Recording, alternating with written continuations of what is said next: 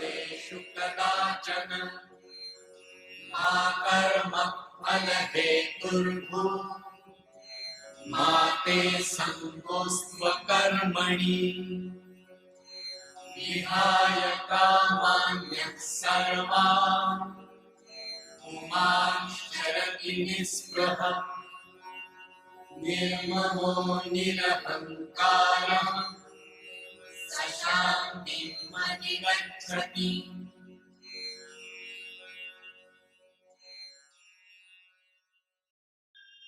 ओम विश्वानिदेव संतं दुरितानि परासु निर्मद्रं तन्नासु। ओम शांति शांति शांति। कल्याणानां निधानं कलिमलमथनं पावनं पावनानां आथेयं यन्मुमुक्षे सपदि परपदप्राप्ते स्थितस्य विश्रामस्थानमेकं कविवरवचसां जीवनं सज्जनानां बीजं धर्मधुनस्य प्रभवतु भवतां भूते रामनाम।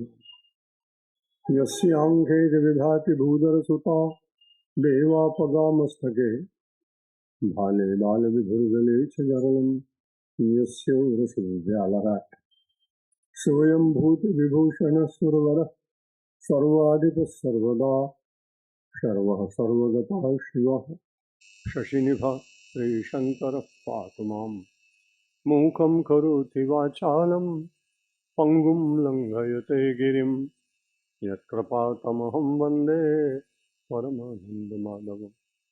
वसुदेवसुतं देवं कंसचाणूरमर्दनं देवकी परमानन्दं कृष्णं वन्दे जगद्गुरुं। नमो ब्रह्मण्यदेवाय गोब्राह्मणहिताय च जगद्हिताय कृष्णाय गोविन्दाय नमो नमः। नारायणं नमस्कृत्य नरं चैव नरोत्तमं देवीं सरस्वतीं व्यासं ततो जयमुदीरये। परम सम्माननीय परम विद्वान युग जीवन संस्कार संस्थान के अध्यक्ष शिवानंद आश्रम के सूत्रधार स्वामी अध्यात्मानंद जी, सभागार में सभा स्थल पर समुपस्थित पूज्य संत मंडल, मध्य प्रदेश हाई कोर्ट के जस्टिस आयुष श्रीवास्तव जी, श्री जसवंत भाई जी, ब्रह्मचारी दिव्य स्वरूपानंद जी महाराज, श्री दशरथ भाई जी पटेल, श्री अमृत भाई जी कड़ीवाला, वनवासी सेवा में समर्पित निष्काम सेवी हसमुख भाई पटेल, श्री चीनू भाई पटेल, श्री घनश्याम भाई, अनेक संस्थाओं के अधिकारीगण, सम्मानीय मातृशक्ति और बंधुओं, गीता के 9वें अध्याय पर चिंतन करते समय ऐसा लग रहा है कि एक सप्ताह बहुत कम है और मैं उसके बहुत थोड़े श्लोक बोल पाऊंगा, क्योंकि एक सप्ताह के लिए मैं ये गीता का प्रवचन सत्र प्राय रखता हूं और उसमें केवल आज के बाद 3 दिन शेष आए। जो अभी बताया मैंने कि 7 तारीख मैंने इसलिए रखी है कि आप में बड़े भाग्यशाली लोग हैं जिन्होंने गीता का संपूर्ण पाठ किया हो, लेकिन जिन्होंने पाठ नहीं किया वो कम भाग्यशाली है, ऐसा मैं मानता नहीं। तो आपकी श्रद्धा इसलिए गीता के प्रति आते तो हैं। मेरे मन में विचार आया कि 7 तारीख को इस 2012 के नए वर्ष में जितने भाई बहन आप आए, मैं गीता का पाठ कराऊं। अपनी अपनी गीता लेके आए, मैं बोलूंगा, आप दोहराएंगे। यद्यपि मुझे लगभग यहाँ 2 कलाक बैठना पड़ेगा, लेकिन इतना परिश्रम करने के बाद इतने लोगों का जो पुण्य अर्जित होगा उसमें से थोड़ा मुझे मिल जाएगा, इसलिए मैं अधिक परिश्रम करने के लिए तैयार रहूं।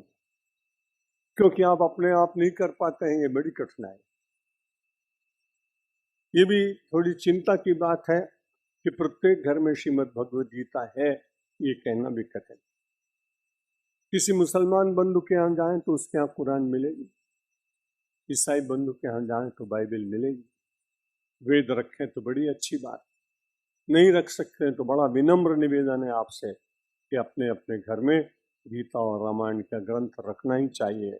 वो निश्चित रूप से वहाँ रहने पर भी कभी उसके दर्शन होते हैं तो मन में विचार आता है, गीता रामायण मेरे यहाँ रखिए, मेरा आचरण कैसा होना चाहिए, मेरी बुद्धि कैसी होना चाहिए, मेरा व्यवहार कैसे होना चाहिए। इसलिए गीता संसार का सर्वोत्तम ग्रंथ विश्व के लोगों ने माना है।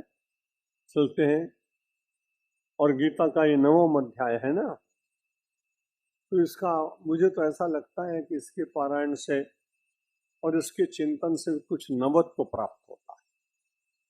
नवम शब्द का अर्थ नवम भी है गिनती में, और नवम शब्द का अर्थ जो है संस्कृत में नूतन भी। और संसार में नूतनता किसको प्रिय नहीं,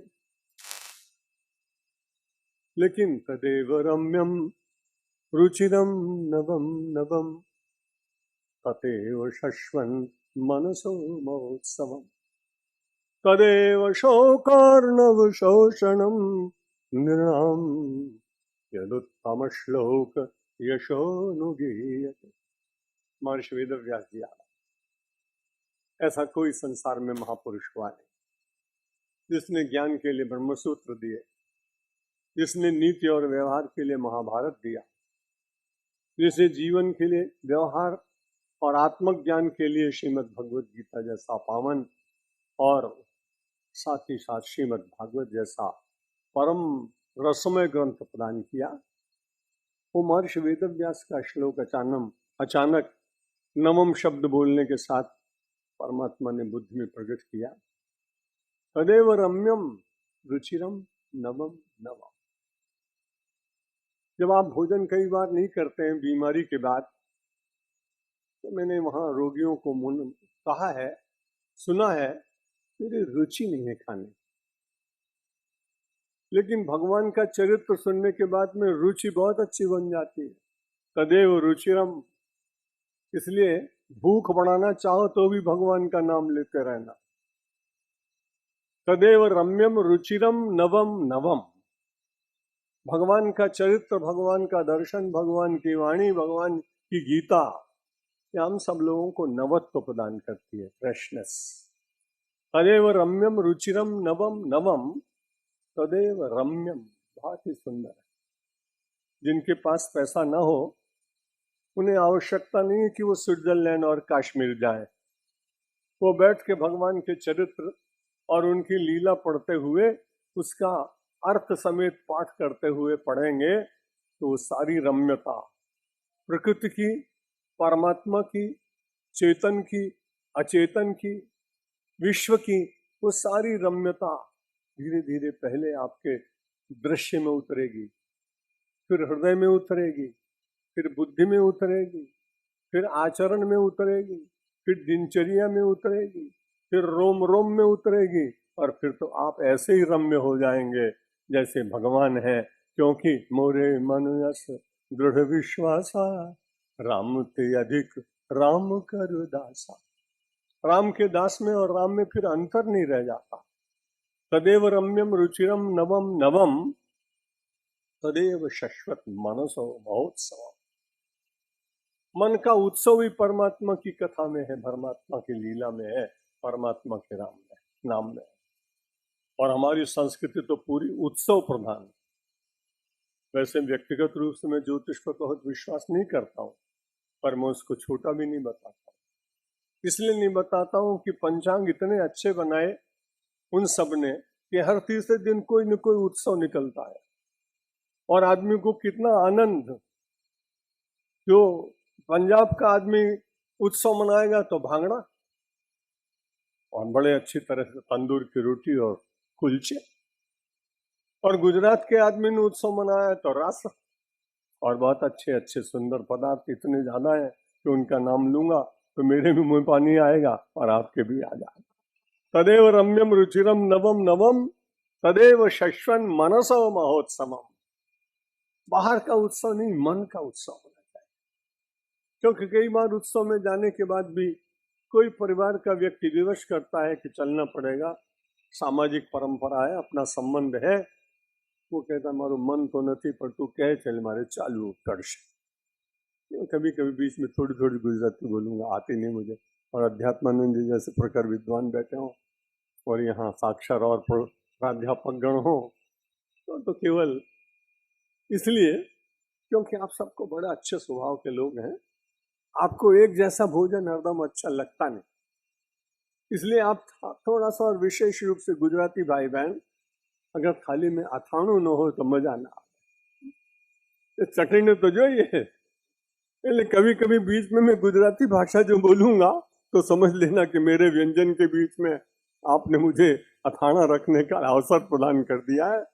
तदेव रम्यम रुचिरम नवम नवम तदेव शश्वन मनसो महोत्सव। परमात्मा हमारे मन को उत्सव में लगा देता है। सारी कठिनाई मेरी और आपकी केवल मन की ही तो है। कितनी बार में वो छोटा सा आपने श्लोक पढ़ा सुना है, आपको कंठस्थ भी होगा, क्योंकि गुजरात और अहमदाबाद में बहुत सारे साक्षर विद्वान ज्ञानी पंडित महात्मा कथाकार ये सब आते रहते हैं। मनो मनुष्याणाम कारणम बंध मोक्ष, बंधन और मोक्ष का कारण तो अपना मन ही है ना। इसलिए जब आप नवम इस 9वें अध्याय का पाठ करते हैं, मेरा अपना चिंतन है, तो शश्वन महोत्सव, तो धीरे धीरे आपके भीतर महोत्सव जगता है। उत्सव नहीं, महोत्सव का आनंद आप लेते हैं। तदेव शोकर्णव शोषणम नृणाम, मनुष्य की सबसे बड़ी कठिनाई है शोक। सारे संसार में शोक बहुत ज्यादा, और वो शोक अभी सुंदरकांड का पाठ किया ना आपने। शोक में बैठी थी जानकी जी, और बैठी कहाँ थी? अशोक वाटिका में। अशोक वाटिका में बैठी हुई जगत जननी जानकी, और वहां उनको शोक हो रहा है। अब शोक मिटा कैसे? गोस्वामी तुलसीदास जी महाराज शोक मिटाने का एक सरल सा साधन बता रहे हैं कि रामचंद्र गुण वर्णय लगा, सुनता ही सीता का दुख भागा। जो शोक की अवस्था थी, हनुमान जी ने सोचा शोकार्णव शोषणम, इस शोक के समुद्र को कैसे सुखाया जा सकता है। इसलिए भगवान की कथा कहने शुरू की। रामचंद्र गुण वर्णय लगा, और सुनता ही सीता कर दुख भागा। उनका दुख गया नहीं। अगर दुख को भगाना चाहो तो भी भगवान की बात सुनना। तदेव शोकर्णव शोषणम नृणाम यदुत्तम श्लोक यशो न गुह्यते। जो अनुत्तम श्लोक है सारे संसार में, सर्वश्रेष्ठ परमात्मा उत्तम श्लोक, वो उत्तम श्लोक परमात्मा का जो चरित्र है, उनकी वाणी है, उनकी लीला है, उनके धाम है, उनका पवित्र संस्मरण है, वो मनुष्य के शोक को मिटा देता है। जीवन उत्सव में हो जाता है, नवत्व प्राप्त होता है, शिवत्व प्राप्त होता है, सौंदर्य की प्राप्ति होती है, जीवन धन्य हो जाता है।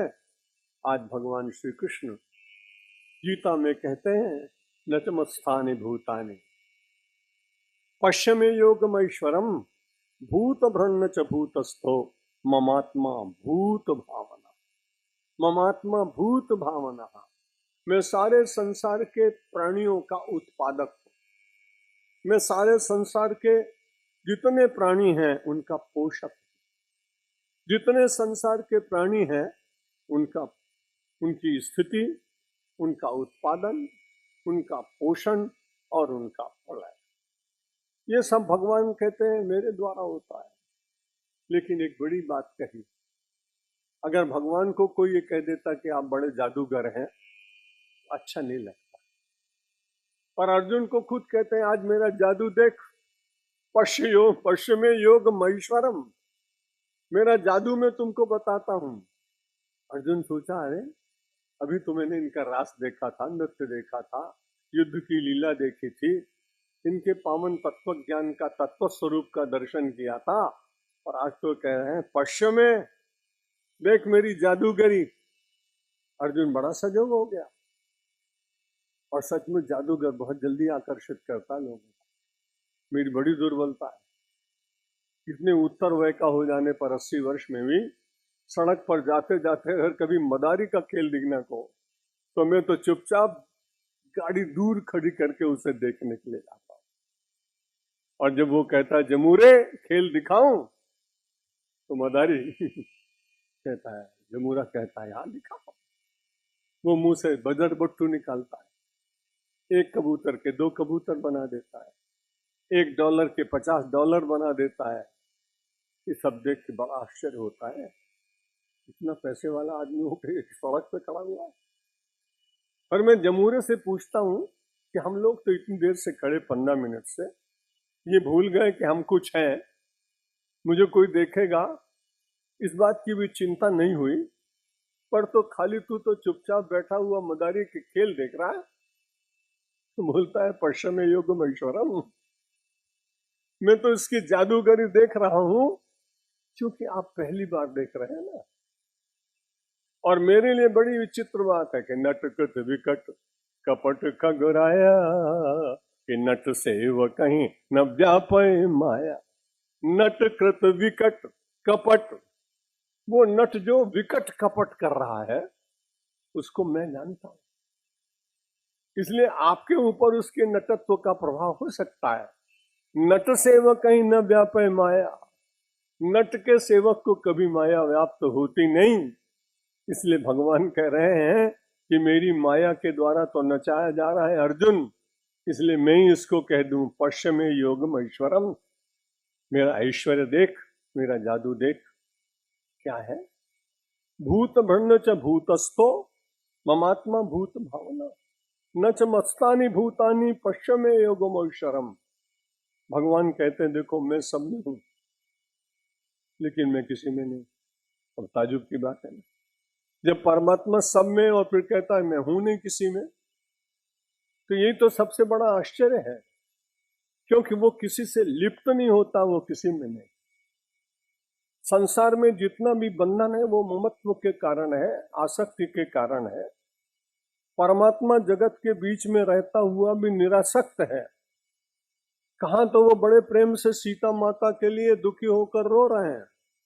एक आदमी ने, एक विचारक ने, मानस का वक्ता ने कहा कि भगवान श्री राम विश्वामित्र जी के साथ इसलिए गए कि उन्होंने पहले से किसी के द्वारा वैदेही के सौंदर्य और चरित्र और उनकी श्रेष्ठता का श्रवण कर रखा। इसलिए जब दशरथ जी महाराज नहीं देना चाहते हैं विश्वामित्र को, पर राम जी महाराज के मन में उसी दिन से इच्छा है कि जाऊंगा किसी न किसी तरह से। और जनकपुर की पुष्प वाटिका में घूमते हुए जब जानकी मुझे देखेगी, मैं उसे देखूंगा, तो मुझे विवाह तो वही करना है। राम जी की लीला है, अपन मत कुछ करना, मार पड़ जाएगी। तो वहां भगवान सही बात है, तो वहां भगवान ने जानकी जी के लिए ताड़का को मारा, सुबाहु को मारा, विश्वामित्र की सेवा की, बड़े प्रेम से लाए। और इतना नहीं, जब वियोग हो गया तब कितना रो रहे हैं। हे खगमग हे मधुकर श्रेणी, कि तुम देखी सीता मृगनयनी। हे मधुकर, अरे भौरे, तुमने देखा है कि जानकी इधर से गई क्या? हे खगमग हे मधुकर, हे पक्षियों, तुम देखी सीता मृगनयनी, क्या तुमने सीता जी को देखा है? कहां तो इतना वियोग, और कहां विचित्र बात, पश्चिम योगम ऐश्वरम, मैं सब में हूं और सब में नहीं। अयोध्या का राज्य हो गया, गद्दी पर बैठ गए, विजय हो गई, सब कुछ हो गया, और सच्चे प्रजातंत्र का प्रथम संस्थापक भगवान श्री राम, जहां एक मत का भी मूल्य है। यहां 52 आदमी एक तरफ हो और 48 आदमी एक तरफ हो, तो 52 वालों की बात मान ली जाएगी, 48 को चुने। लेकिन एक मत का मूल्य रखने वाले भगवान श्री राम, बड़े साधारण से परिवार में जन्मा हुआ कोई व्यक्ति कुछ अपशब्द कहता है, इसलिए भगवान ने सोचा इसके मत का भी मूल्य है। पश्चिम योगम ऐश्वरम, जो जानके के बिना रह नहीं सकते थे, कितना निरासक्त जीवन वनवासी बना दिया, वाल्मीकि के आश्रम में छोड़ा। कितनी विचित्र सी बात है। आप भगवान के जितनी लीलाएं हैं उनमें उस ऐश्वर्य को देखने का प्रयत्न करें तो राम और कृष्ण दोनों के जीवन में ऐसा ही दिखाई पड़ता है। कहाँ वृंदावन के बिना, मथुरा के बिना रह नहीं सकते, कहाँ वहां के लता गुल्म, वहां की यमुना, वहां की गोपियां, वहां के ग्वाल, वहां की वो पवित्र सारी बनावली, उनके बिना उनका काम नहीं चलता था। लेकिन जब गए, पश्चिम योग महेश्वरम, मैं सब में हूं और सब में नहीं, लगता है कि मैं हूं, लेकिन जब आवश्यकता पड़े तो मैं सबसे पृथक अलग। इसीलिए परमात्मा सब में व्याप्त भी है, और परमात्मा जब चाहे तो अपने ही स्वरूप में, निज स्वरूप में स्थित हो जाता है। भूत भ्रन्न च भूतस्थो ममात्मा भूत भावना। परमात्मा ने अपनी विचित्र लीला समय समय पर सबको दिखाई। अग्रिम श्लोक में कहते हैं, बहुत व्याख्या नहीं करेंगे क्योंकि मुझे 3 दिन में अपनी राजधानी दौड़ा कर 34वें श्लोक तक पहुंचाने का प्रयत्न करना है। केवल स्पर्श करते हुए चलेंगे। वैसे भी गीता को कोई संसार में कह ही नहीं पाया। गीता का एक श्लोक भी पूरी तरह से हमारे जैसा व्यक्ति तो समझ ही नहीं पाया। बड़े बड़े आचार्य भी उसमें बहुत प्रयत्न करने के बाद भी प्रभु के लिए और गीता के लिए 2 शब्द सुनते हैं, नेति नेति। ना इति, इसकी इति नहीं। महासागर इतना बड़ा है, कहां से लाएंगे सारे रत्नों को? हाथ कितने छोटे हैं, बुद्धि कितनी छोटी है, जीवन कितना छोटा है। चिंतन की वो छोटी सी एक छाबड़ी लेकर कितने रत्नों को रखा जाएगा और कैसे उनको दिया जाएगा। इसलिए थोड़ी थोड़ी चर्चा करेंगे। भगवान ने कहा, यथा आकाशस्थितो नित्यम सर्वत्र गो महान तथा सर्वाणि भूतानि मत्स्यानि ट्युपथा है। यथा काशस्थितो नित्यम, परमात्मा कहते मैं कैसे व्याप्त हूं, जैसे आकाश में सब, सारे संसार में सब जगह आकाश व्याप्त है। सर्वत्र वो महान, सर्वत्र ही व्याप्त है। तथा सर्वाणि भूतानि मत्स्यानि, सारे संसार के जितने प्राणी हैं उन सब के भीतर ही मैं विराजमान। परमात्मा के बिना कुछ चल सकता है? कई बार अहंकार ऐसा हो जाता है। उपनिषद की वो बात पूर्व विद्वानों से कभी आपने सुनी होगी, तो तीनों तत्वों के भीतर थोड़ा अहंकार आ गया। अग्नि ने कहा मैं ही सबको जलाता हूं, वायु ने कहा मैं ही सबको ले जाता हूं, जल ने कहा कि मैं ही सबको गीला करता हूं, आर्द्र बनाता हूं, और सब आपस में लड़ने में लगे। अग्नि ने कहा कि हम बड़े, वायु ने कहा हम बड़े, जल ने कहा हम बड़े। अब परमात्मा ने कहा अब यहां ऐश्वर्य दिखाना पड़ेगा, जादू।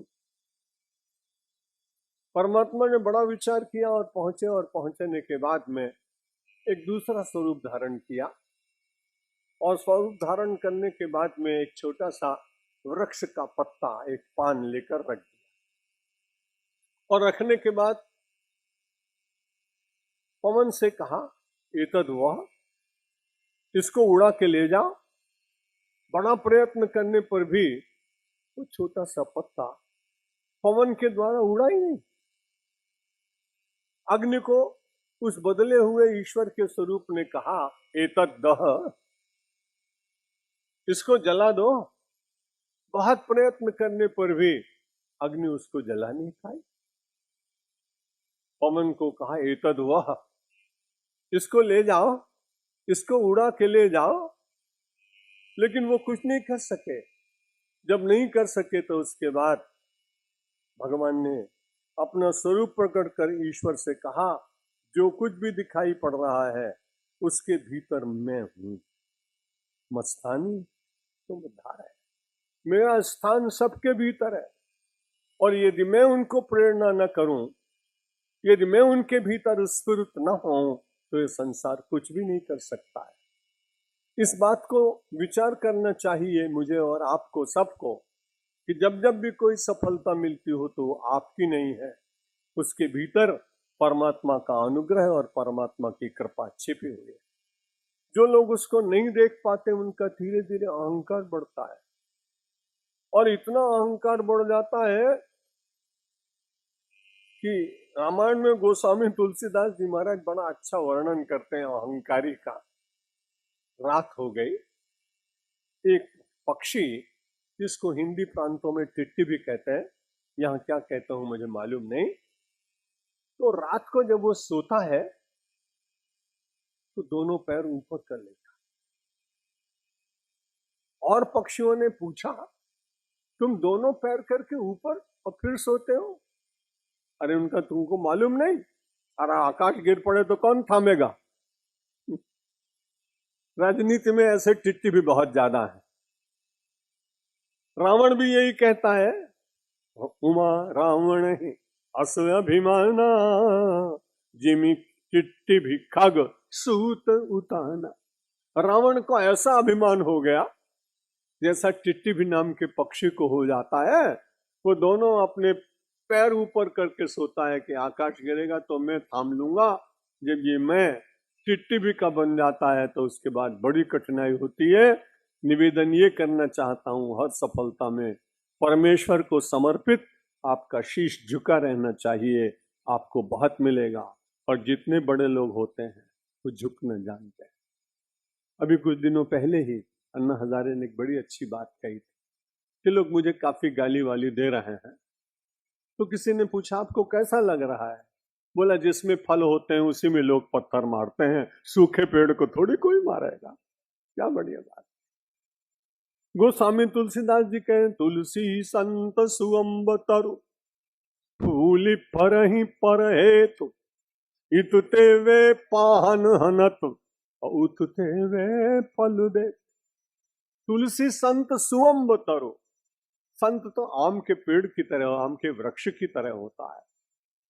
फूल फरहि पर हेतु, दूसरे के लिए फलते हैं, दूसरों के लिए जीते हैं, अपने लिए कम से कम और दूसरे के लिए ज्यादा से ज्यादा देते हैं। लेकिन इतते वे पाहन हनत, संसार के लोग उनको पत्थर मारते हैं, लेकिन पत्थर मारने पर भी वे पत्थर के बदले में पत्थर नहीं देते। वो पत्थर के बदले में मीठा रसाल केरी का फल हमें मिलता है। ये सब देखने और सुनने से जीवन में एक बड़ी प्रेरणा मिलती है। यथा आकाश स्थितो नित्यम, वायु सर्वत्र गो महान, सर्वत्र वायु है, तथा सर्वाणि भूतानि मत्स्यानि तुपधारय। भगवान ने मन में एक दिन खिलौना बनाने की इच्छा, रमकड़ा, तो उन्होंने मिट्टी ले ली। अब मिट्टी ली तो उसके बाद में अब खिलौना बनाए कैसे? तो खिलौना बनाने के लिए मिट्टी में पानी डाल दिया। अब पानी हो गया ज्यादा, अब खिलौना बने कैसे? इसलिए भगवान ने अग्नि को प्रार्थना की। अग्नि सुखाने लगा, अग्नि बहुत ज्यादा होने लगी तो खिलौना चटक जाएगा। तो पवन से कहा कि तुम चलो। तो अपना खिलौना बनाने के लिए भगवान ने पहले मट्टी को लाए, फिर पानी को लाए, फिर अग्नि को लाए, फिर पवन को लाए, फिर आकाश को लाए। चित जल पावक गगन समीरा, अरे पंच रचित यह अधम शरीरा। ये शरीर भी तो परमात्मा के हाथ का खिलौना ही तो है। जब तारा रोने लगी बाली के वध के बाद में, तो भगवान राम ने कहा, रोती क्यों है? चित जल पावक गगन समीरा, पंच रचित यह अधम शरीरा। प्रगट सो तन तब आगे सोआ, जीव नित्य के लग तुम रोआ। जो चित जल पावक गगन समीर से बना हुआ शरीर है, अरे पगली वो तो तेरे सामने पड़ा हुआ है, और वो तो कितनी बार गया और आया, उसके लिए क्यों रो रही है? जीव नित्य, जीव यहाँ आत्मा, कहीं लग तुम रोआ, तुम किसके लिए रो रहे हो? गीता भी कहती है कि सारा संसार परमात्मा के द्वारा व्याप्त है। यथा आकाशस्थितो नित्यम वायु हो, सब जगह वायु व्याप्त है। वो महान तथा सर्वाणि भूतानि मत्स्यानि तुपधारय, उन सब के भीतर मैं ही विराजमान हूं। और ये खिलौना बना बना करके भगवान सारे संसार की रचना कर रहे हैं। उत्पत्ति है, स्थिति है, पालन है, प्रलय है। और एक दृश्य मैंने भी देखा, और उस चित्र को मैंने उस छोटा सा वाक्य में उपनिषद में पढ़ा तो था, लेकिन जब मैं फ्रांस गया, एफिल टावर देखा, उसके बाद कुछ मेरे मित्र, नेपोलियन बोनापार्ट की स्मृति में एक बहुत बड़ा बगीचा है और उसका एक बहुत बड़ा संग्रहालय, उस स्थान का नाम मैं भूलता। वो मैंने नेपोलियन बोनापार्ट का एक चित्र देखा और वो बड़े ध्यान से देख रहा है, और उसमें देखता क्या है कि एक धीरे धीरे मकड़ी ऊपर चढ़ रही, करोड़िया, वो धीरे धीरे ऊपर चढ़ रही है और फिर गिर रही है। कई चित्र इस प्रकार के बनाए गए हैं। उनको देखने के बाद उसको प्रेरणा मिली कि मैं इतनी बार असफल हुआ हूं, लेकिन एक बार और प्रयत्न करूं तो मुझे सफलता मिल जाएगी। और वो युद्ध स्थल में गया और विजयी हुआ, वो एक अलग बात है। लेकिन ये संसार परमात्मा कैसा है, जैसे वो मकड़ी अपने आप जाला बनाती, और जब उसकी इच्छा होती तो उसमें एक शक्ति ऐसी भगवान ने दी कि वो पूरे बहुत बड़े जाले को अपने मुंह के भीतर रख लेती। यथोर्ण नाभि सृजते गृह्णते च, उपनिषद का छोटा सा वाक्य है, किस उपनिषद का स्मरण नहीं आ रहा। तो जैसे सारे संसार में मकड़ी अपने आप ही बहुत बड़े जाले का निर्माण करती है और स्वयं ही उसको अपने भीतर ले जाती है, वैसे ही परमात्मा जब चाहते हैं तब उत्पत्ति करते हैं, रक्षण करते हैं, स्थिति करते हैं, प्रलय कर देते हैं। कल भी वो श्लोक आपके सामने प्रस्तुत किया गया था, ये तो इमानि भूतानि जायन्ते येन जातानि जीवन्ति यत् प्रयत्य अभिसंविशन्ते तद विजिज्ञासस्व तद ब्रह्म। परमात्मा ने फिर आगे कहते हुए कहा कि सर्वभूतानि कौन्तेय प्रकृतिम यान्ति मामिकाम कल्पक्षये पुनस्तानि कल्पादौ विश्वजाम्यहम्। वो अपने आप ही सब कुछ करते हैं भगवान। सर्वभूतानि, कल कहा था परंतप, आपको स्मरण होगा, भगवान ने वहां उसका संबोधन दिया था परंतप, आज संबोधन बदल दिया और कौन्तेय कहा। कौन्तेय का मतलब तू कुंती का पुत्र है। किसी को किसी की माता का स्मरण कराया जाए तो उसके सद्गुणों का स्मरण अपने आप होता है। कुंती माता हमारे सारे देश में मेरी दृष्टि से सबसे श्रेष्ठ माता है, क्योंकि हम सब लोग भगवान से, जितने लोग हैं इंक्लूडिंग माई सेल्फ, मैं अपने को भी उसमें जोड़ता हूं, कि हम अपनी विपत्ति को हटाने के लिए भगवान से प्रार्थना करते हैं। केवल एक प्रमाण सारे संसार में मिलता है जिसके सामने भगवान प्रस्ताव रखते हैं, और कुंती को कहते हैं आज मैं बड़ी तैयारी के साथ आया हूं। कुंती ने कहा बड़े सुंदर लग रहे हो। भगवान ने कहा मैं बड़ी तैयारी के साथ आया हूं, तो समझती नहीं है, बताओ आज मैं तेरी विपत्ति मिटाने के लिए आया। जीवन में आज के बाद कभी कोई विपत्ति तुझे नहीं आएगी। कुंती ने कहा प्रस्ताव आपका है ना, मानना ना मानना ये तो मेरे हाथ में है, इसलिए मुझे विचार करने दीजिए। कैसी अद्भुत बात। भगवान का हम ध्यान करते हैं कि भगवान प्रकट हो जाए, भगवान सामने खड़े हो और आंखें बंद कर ले और कहे मैं थोड़ी देर रुको महाराज, जरा विचार करने दो। कैसी अद्भुत बात। भगवान बड़े प्रसन्न हैं, स्वयं खड़े हैं, लेकिन कुंती नेत्र बंद करके ध्यान कर रहे हैं। इसीलिए मैं उनकी महिमा मानता हूँ, प्रणाम करता हूँ।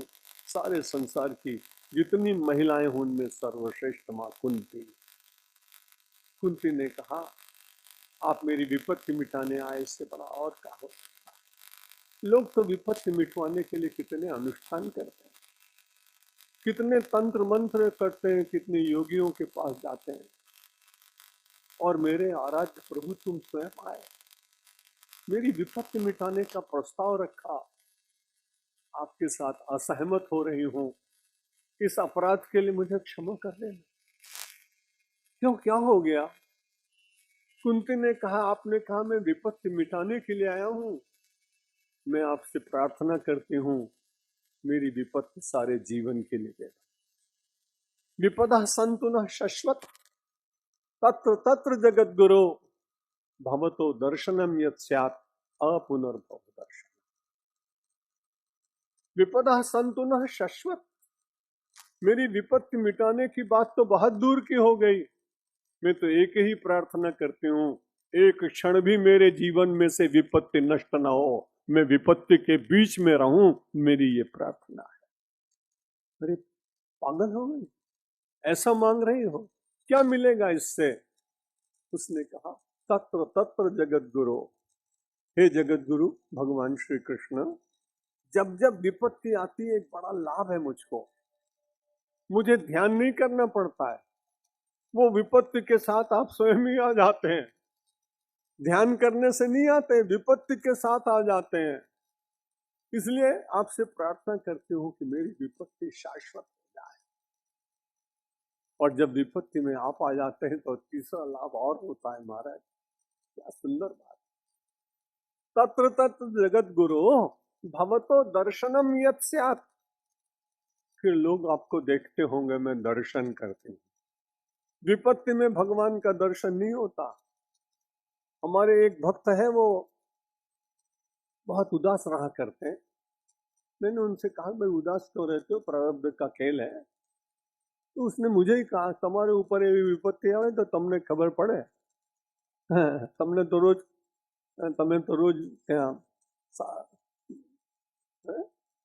गरमा गरम जलेबी खाने મળે છે અમારો રમેશ કે નરેશ બતાવે, તમને તો મર્સિડીज બેસવાનો મળે, नवी नवी कार। तो उसको विपत्ति जरा भी आ जाए तो बहुत भगवान के साथ उपालंब करती, तो फिर भी विपत्ति समाप्त नहीं होती। इसलिए जो आती ही है तो हमें तो बड़ा अच्छा लगता है, वो मुसलमान जो बैठा हुआ है नदी के किनारे और एकदम तूफान आ गया, पत्थर इधर, छप्पर उधर, मकान इधर, पेड़ उधर, सब लोग भी भागे, वो बड़े मजे में बैठ गया। आता है जो तूफान आने दे, किश्ती का खुदा खुद हाफिज है। आता है जो तूफान आने दे, किश्ती का खुदा खुद हाफिज है। मुमकिन ही नहीं उन लहरों में बहता हुआ साहिल आ जाए। उसने कहा जब चीजें सब बदल रही हैं, जब पेड़ इधर के उधर जा रहे हैं, मकान इधर से उधर छप्पर उड़ रहे हैं, तो मजा आ रहा है। तो क्या हुआ? उसने कहा जब बदलाव ही हो रहा है, अब मुझे नदी पार नहीं करनी पड़ेगी, अब तो किनारा ही मेरे पास आ जाएगा चलकर। ऐसी आस्था विपत्ति के बीच में क्या सी बात। विपदा संतु न शाश्वत। तत्र तत्र जगत गुरु भवतो दर्शनम यत् स्यात् पुनर्भव दर्शन। जो लोग मुक्ति के लिए प्रयत्न कर रहे हैं बड़े अच्छे हैं, लेकिन मैं तो विपत्ति में से मुक्ति प्राप्त करूंगी। कैसा दार्शनिक चिंतन है कि जब विपत्ति आएगी तो आप आएंगे, आपका दर्शन करूंगी, और आपका दर्शन करते करते ऐसा नहीं हो सकता है कि मैं मुक्त ना हूं। सन्मुख हो जीव मुहि जब ही, जन्म कोटि अग नाशऊं तब। जब जीव मेरे सन्मुख हो जाता है तब मैं करोड़ों जन्मों के पाप एक क्षण में समाप्त कर देता हूं। कुंती माता ने कहा एक तो दर्शन हुआ, और दर्शन का लाभ ये हुआ कि यदि कोई पाप रह गया हो तो आपको मुझे तारना पड़ेगा। कुछ भगत ऐसे होते हैं भगवान से लड़ते हैं। एक भगत ऐसा था, गजब का दावा है पापियों का, अजीब जिद पर मचल रहे हैं। हमारा प्रण है कि पाप कर ले, और तुम्हारा प्रण है कि पाप हर ले। हम अपने वादे से चल रहे हैं, क्यों आप वादे से टल रहे हैं? वो कहता है हम तो अपने वादे पे चल रहे हैं, पाप कर रहे हैं, आप क्यों अपने वादे को तोड़ रहे हैं? कुंती को बड़ा विश्वास, जब भगवान विपत्ति आएगी आप साथ आएंगे, नेपथ्य में आप होंगे, करुणा का आपका हाथ लगा होगा। मैंने उस पहली बार कुम्हार को देखा था, गाड़ी रोकी, प्यास लगी थी। जात पात में बहुत मानता नहीं हूं, सदाचारी व्यक्ति कोई भी हो उसके हाथ में पानी पीने से कोई पाप मुझे लगता है। मैंने उससे कहा मुझे पानी चाहिए, पानी दिया। पानी पिया मैंने। इतने नजदीक से किसी को मटका बनाते हुए, घड़ा बनाते हुए, माटला बनाते हुए देखा नहीं था। वो बड़ी अच्छी तरह से अपना एक कलश बना रहा था। कलश बनाने के बाद उसने जो पहले बना के रखा था वो धूप में रखे थे, उसमें से उसने एक उठाया और उठाने के बाद लकड़ी की एक थापी उठाई और उस मटके के ऊपर, माटला के ऊपर जोर जोर से मारने लगा।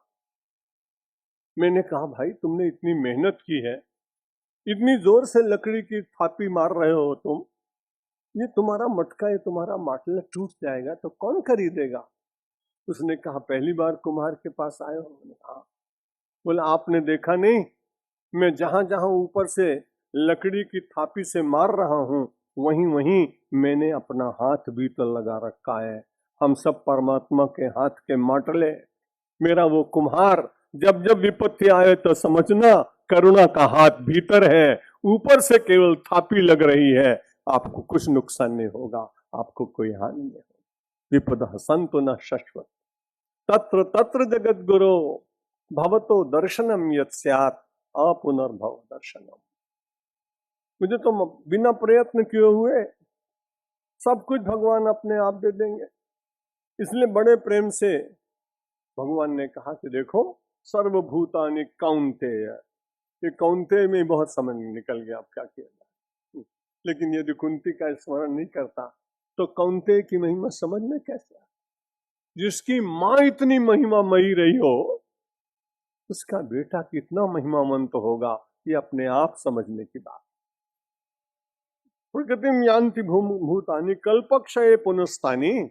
जब कल्प का क्षय होता है, समय पूरा हो जाता है, कल्पादौ विश्वजाम में हम फिर कल्प के आदि में फिर सारी सृष्टि का मैं निर्माण करता हूं और सारा संसार अपने आप प्रकट हो जाता है। पूज्य स्वामी अखंडानंद जी महाराज ने अपने किसी ग्रंथ में एक विनोद की बात लिखी कि भगवान सो रहे थे और नसकोरा बहुत बोल रहा था, घर घर बहुत आवाज आ रही। इंग्लैंड में तो ऐसा हुआ कि एक महिला ने अपने पति का वो तलाक दे दिया, डिवोर्स। जज ने पूछा कि क्यों? बोला, बहुत जोर से इसकी नाक बजती में, I can't stay with him for a long time. पूरी जिंदगी नहीं बिता सकते। परमात्मा सोए और जब घर घर किया तो स्वामी जी महाराज लिखते हैं, उसमें से ही अचानक जल निकल आया। उसके बाद में फिर थोड़ी नींद आई, फिर घरघराहट हुई, तो उसमें से सारे पंचभूतों का निर्माण केवल घरघराहट के द्वारा हो गया। कितना बड़ा भगवान होगा, कितनी कल्पना। तो कहते हैं, मैं ही तो बनाता हूं, कल्पादौ विश्वजाम में। पहले मैं उसको बनाता हूं और उसके बाद में जब फिर से आता है। कल्प बदलते रहते हैं, समय समय पर बदलता रहता है सारा संसार परिवर्तित होता है और परमात्मा कभी परिवर्तित नहीं होता। हमारी और आपकी कठिनाई है कि हम थोड़े से परिवर्तन में ही बहुत विचलित हो जाते हैं। लेकिन परमात्मा कल्पादौ विश्वजाम में हम सृजन करता है, कभी उसका प्रलय भी कर देता है, और कुछ भी परिवर्तन होता हो तो उसके मुख की मुस्कुराहट नहीं जाती, उसकी प्रसन्नता कभी नष्ट नहीं होती। कौन्ते इसलिए कहा कि देख, तेरी माँ कभी कष्ट में दुखी नहीं हुई, कभी भी रोई नहीं। और उधर भगवान श्री राम की वंदना करते हुए गोस्वामी तुलसीदास जी महाराज कितनी बढ़िया बात कहते हैं कि प्रसन्नताम या नगताभिषेकतस् तथा न ममले वनवास दुःखता मुखाम्बुज श्री रघुनंदनस्य में सदास्तु सा मंजुल मंगल प्रदा। आज राम की वंदना नहीं करे तुलसीदास जी, क्या बात। जो राम की रोज वंदना करता हो, आज राम की वंदना नहीं कर रहा है, आज राम के मुस्कुराहट की वंदना कर रहा है। इसलिए मैं आप सबसे कहता हूं कि खूब प्रसन्न रहा करो, खूब हंसते रहा करो। मैं खूब हंसता हूं, दिन में 3-4 बार। इस बात की बिल्कुल चिंता नहीं करता कि मैं उत्तर वय का वृद्ध व्यक्ति हो गया हूं। जहां मिलता है कोई न कोई प्रसंग ऐसा आ जाता है। और बड़ी दुर्बलता है मेरे जीवन की, यदि मैं दिन में ना हंस पाऊं तो सोने से पहले मिरर के सामने खड़े होकर किसी की भी मिमिक्री 2 मिनट की बना लेते हैं और खूब जोर से हंस करके फिर सो जाते हैं। उस आदमी को कभी पता नहीं लगने देता हूं, नहीं तो बड़ा मुश्किल हो जाएगा। यहाँ भगवान श्री राम की वंदना करते समय तुलसीदास जी कहते हैं कि कल्प का विसर्जन किया, परमात्मा ने निर्माण भी किया, लेकिन उसकी मुस्कुराहट देखिए। जब राज्य मिलने लगा तो प्रसन्नताम ज्ञानगताभिषेकता, जब राज्य का अभिषेक होने लगा तो प्रसन्न नहीं दिखाई पड़ रहा है। कथा नमले वनवास दुखता। और जब सवेरे लोगों ने कहा कि तापस वेश विशेष उदासी कि 14 बरस राम वनवासी, कैकेयी ने कहा कि तापस वेश विशेष उदासी कि 14 वर्ष राम वनवासी। तपस्वी का वेश बनाओ, जितनी बड़ी विपत्ति भगवान के ऊपर आई ऐसी अपने ऊपर कभी आने वाले नहीं। क्योंकि दुनिया में सब कुछ चला जाए तो भी कोई आपके कपड़े तो नहीं छीनेगा। जो पहने हुए कपड़े होंगे, कई बार कहते हैं ये कपड़े में पहन रखा था, ये पहन निकलेगा, अरे झगड़ा जो तो न तो। लेकिन ये तो बड़ी विचित्र बात हुई कि भगवान के तो कपड़े भी उतरवा लिए गए। जब कोई विपत्ति में मेरे पास आता है तो मैं कहता हूँ राम से ज्यादा भाग्यशाली हो यार, हाथ में सूटकेस लिए हो, उसके भीतर तुम्हारी चेकबुक है, पैसे हैं, बढ़िया कपड़ा पहने हो, निकल गए तो निकल गए, क्या चिंता की बात है। राम जी के तो कपड़े भी छीन लिए, और इतना ही नहीं, उसको जबरदस्ती कहते नहीं जटा बनाओ, तापस वेश विशेष उदासी कि 14 बरस राम वनवासी।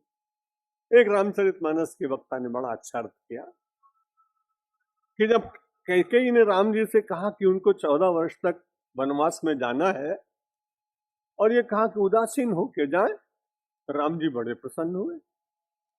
राम जी से पूछा कि तुम तो ये कहा गया कि उदासी बन के जाओ। अरे बोली मेरी माँ बड़ी अच्छी है, कैकेयी बड़ी अच्छी है, अभी तो मैं राज्यासीन था, अभी मैं पदार्थासीन था, अब मैं पदासीन था, अब जब मैं उदासीन हो जाऊंगा, उत माने ऊपर, आसीन माने बैठा, अब मैं केवल ईश्वर बनकर रहूंगा, अब मैं राम बनकर रहना। क्या बढ़िया बात। तापस वेश विशेष उदासी कि 14 बरस राम वनवासी।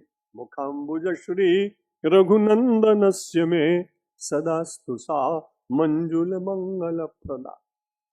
गोस्वामी जी कहते हैं वो प्रसन्नता निरंतर सारे संसार का कल्याण करे, परमात्मा के उस स्वरूप का ध्यान करते रहना जिसमें वो विपत्ति और राज्य छिन जाने पर भी प्रसन्न दिखाई पड़ता है। 13-12 वर्ष का वनवास और 1 वर्ष का अज्ञातवास, इतनी कठिन परिस्थिति में भी रहने वाले वे पांडव श्री कृष्ण का साथ होने के कारण वे कभी विपत्ति को विपत्ति नहीं मानते, उनको कोई कष्ट कभी अनुभव होता ही नहीं है। तो भगवान ने फिर संसार में भगवान करते क्या है, प्रकृतिम स्वामवष्टभ्य विश्रजामि पुनः पुनः भूतग्राममिमं कृष्णम अवशम प्रकृतिर्वशात्, अवशम प्रकृतिर्वशात्।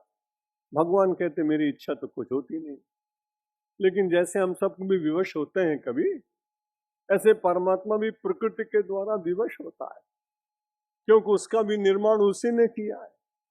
यदि ऐसा न होता तो गीता में क्यों कहते कि दैवी हेषा गुणमयी मम माया दुरत्यया मामे ये प्रपद्यन्ते माया मेताम तरन्ते। भगवान कहते हैं प्रकृति और माया भी मेरी, और जब माया को मैंने अपना माना तो स्वाभाविक रूप से मुझे उसकी बात भी माननी पड़ती है। इसलिए प्रकृति की बात अवसाद विवशता होती है, उसके कारण न तमाम तानि कर्माणि। हाँ, भगवान ने कहा नचमाम तानि कर्माणि निबद्धन्ति धनंजय उदासीन वदासीनम असक्तम तेषु कर्मसु। उन सारे कर्मों के बीच में और मैं बड़े आनंद के साथ रहता हूं। प्रकृति के वश में होकर सारे संसार का निर्माण करते हैं और फिर भी उनके भीतर कोई विकार नहीं आता। और उदासीन वदासीनम असक्तम, उन सारे कर्मों में आसक्त होकर मैं रहता हूं।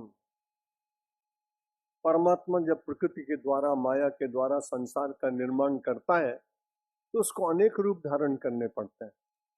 आप देखिए, कच्छप बनना पड़ता है, मत्स्य बनना पड़ता है, वराह बनना पड़ता है, नृसिंह बनना पड़ता है, परशुराम बनना पड़ता है, राम बनना पड़ता है, श्याम बनना पड़ता है, लेकिन ये सब बनने पर वो भी है एक ही।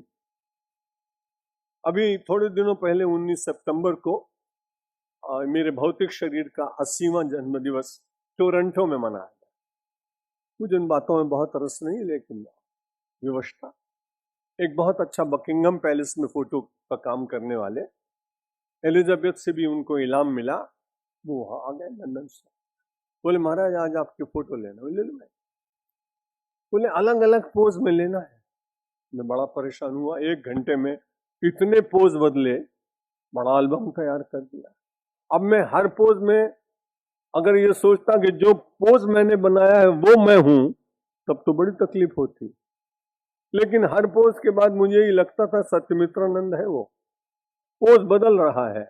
वैसे ही परमात्मा कभी राम बन जाता, कभी श्याम बन जाता, कभी वराह बन जाता, कभी शूकर बन जाता, कभी भक्त बन जाता, कभी भगवान बन जाता, और कभी मीरा का श्याम बन जाता, और कभी शिव शंकर बनकर भोलेनाथ बन जाता।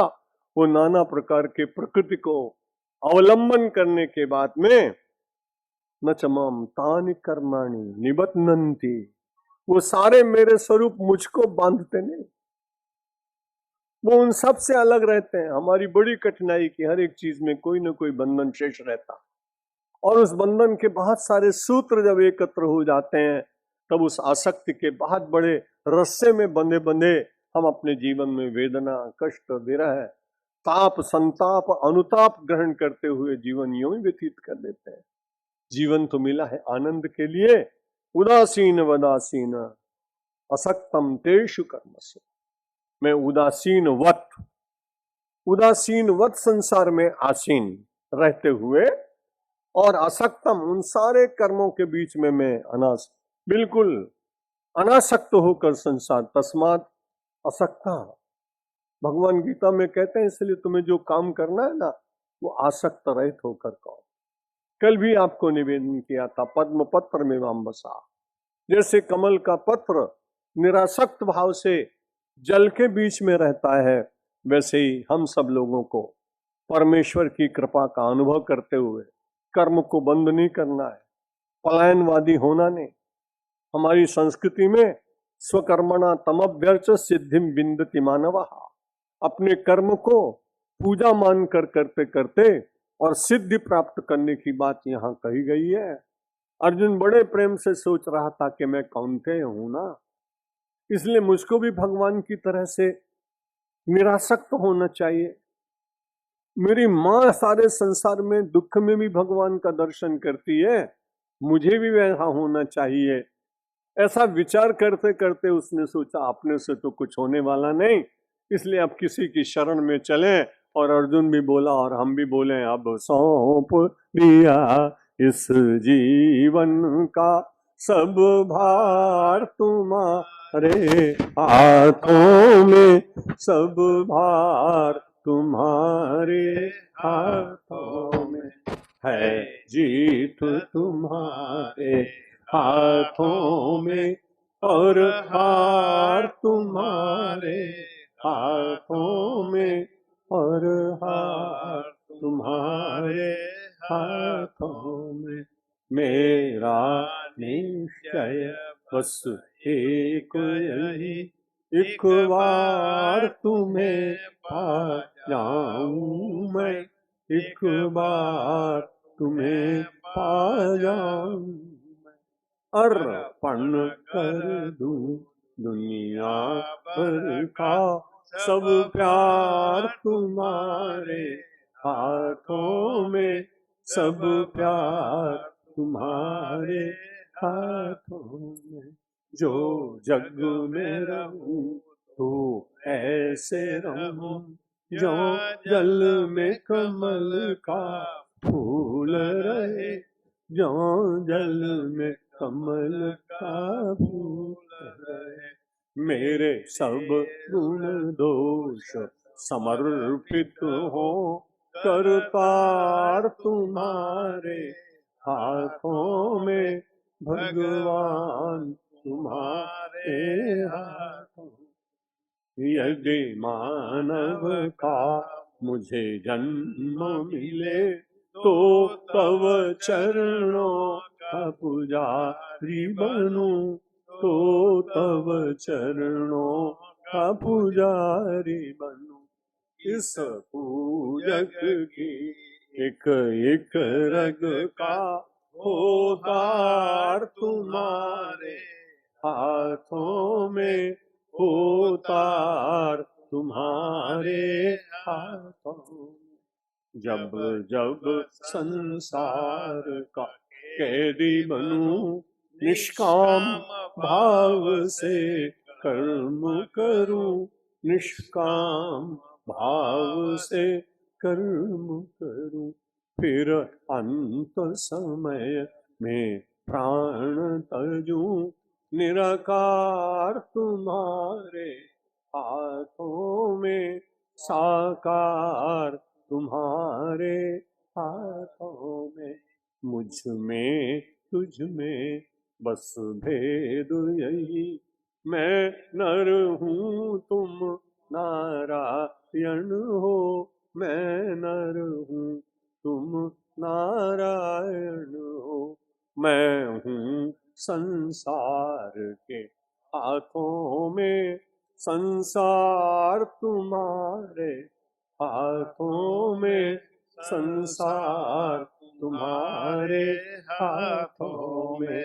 अब सौंप दिया इस जीवन का सब भार तुम्हारे हाथों में, सब भार तुम्हारे हाथों में। है जीत तुम्हारे हाथों में, और हार तुम्हारे हाथों में, और हार तुम्हारे हाथों।